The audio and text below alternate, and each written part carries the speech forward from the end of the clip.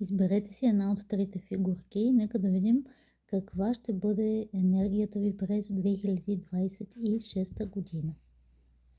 Тези от вас, които избрахте тази къщичка, 2026 година ще бъде година на промени за вас, на израстване. Ще има периоди, в които ще се налага да сте с по-твърд характер, да взимате по-ясни и сурови, бих казала, решения, но също така това е година, в която ще оставите неща, които вече не служат за вас. Това може да са травми, болки, хора, включително взаимоотношения, и ще вървите в процес на едно съзряване и любов към себе си. Тоест, започвате една трансформация, която да ви доведе до едно по-добро аз, което вие да харесвате много повече, отколкото това, което сте към момента.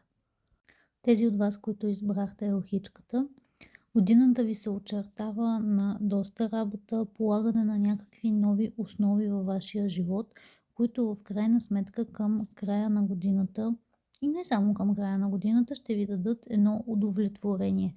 Тук ключовото е да работите в посока реализиране на ваши идеи, мечти, желания, без значение от какъв характер са. Трябва да започнете да действате, за да може в крайна сметка да получите удовлетворението по императрицата. Като цяло една доста динамична година се очертава за вас. Избралите тази къщичка, 2026 година за вас ще бъде изключително кармична, съдбоносна, година на изпитания, на силни емоции и израстване.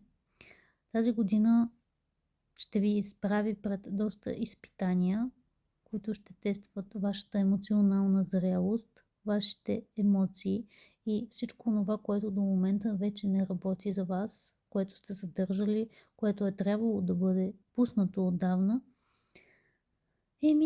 През тази година точно това ще се случи. Да, годината ще ви бъде трудна, за съжаление, но добрата новина е, че през трудностите вие ще станете доста по-силни, доста по-емоционално зрели, независими и удовлетворени от себе си личности. В крайна сметка всеки преминава през трудности, за да стане по-добра версия на себе си. Успех!